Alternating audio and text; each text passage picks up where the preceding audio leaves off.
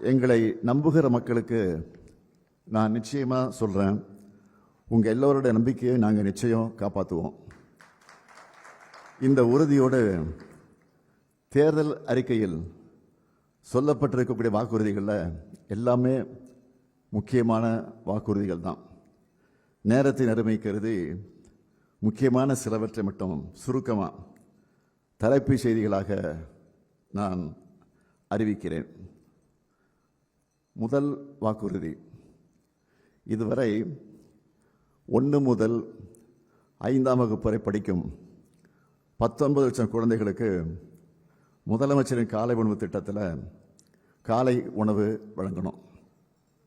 திராவிட model 2.2 ஆட்சியில் கூடுதலாக 15 லட்சம் மாணவர்கள் பயன்பெறும் வகையில் முதலமைச்சரின் காலை உணவு திட்டம்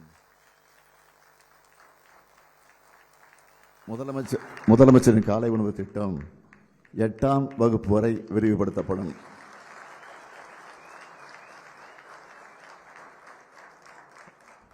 இரண்டாம் வாக்குறுதி, 1,31,00,000 சகோதரிகள் பெற்று வரும் உரிமை தொகையை இனி 2,000 ரூபாயாக உயர்த்தி வழங்கும்.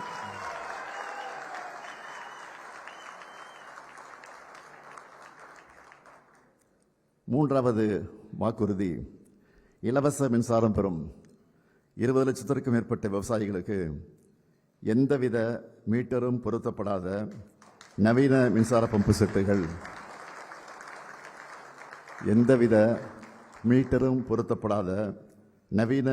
பம்பு செட்டுகள் வழங்கப்படும். நாலாவது வாக்குறுதி, அடுத்த 5 ஆண்டுகளில் தமிழ்நாட்டில் 10 லட்சம் புதிய வீடுகள் கட்டித்தரப்படும். 5வது வாக்குறுதி, முதலமைச்சரின் மருத்துவ காப்பீட்டு திட்டத்தில் சேர்க்கப்படுவதற்கான ஆண்டு வருமான வரம்பு 5 லட்சம் ரூபாயும், ஆண்டு வருமான வரம்பு 5 லட்சம் ரூபாயாகவும், காப்பீட்டுத் தொகை 10 லட்சம் ரூபாயாகவும் உயர்த்தப்படும்.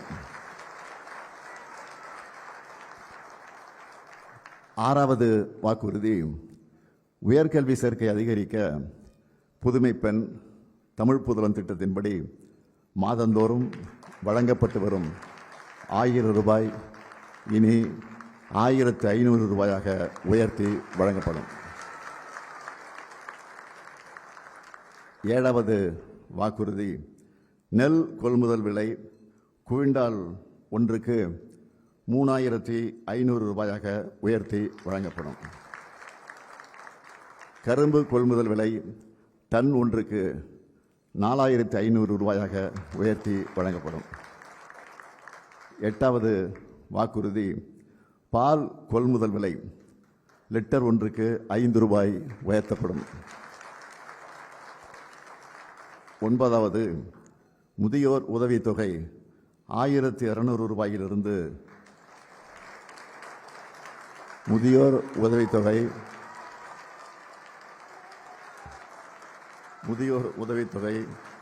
1,200 ரூபாயிலிருந்து 2,000 ரூபாயாக உயர்த்தப்படும். மாற்றுத்திறனாளிகளுக்கான உதவித்தொகை 1,500 ரூபாயிலிருந்து 2,500 ரூபாயாக உயர்த்தப்படும். 10வது, மீன்பிடி தடைக்கால சிறப்பு நிவாரணத் தொகை 8,000 ரூபாயிலிருந்து 12,000 ரூபாயாகவும், மீன்பிடி குறைவுகால சிறப்பு நிவாரணத் தொகை 6,000 ரூபாயிலிருந்து 9,000 ரூபாயாகவும் உயர்த்தி வழங்கப்படும். 10வது அறிவிப்பு, அன்னை தமிழை போற்ற பன்னாட்டு தமிழறிஞர்களையும் மொழி வல்லுநர்களையும் செம்மொழி மாநாடு வல்லுநர்களையும் கொண்டு செம்மொழி மாநாடு சென்னையில் நடத்தப்படும்.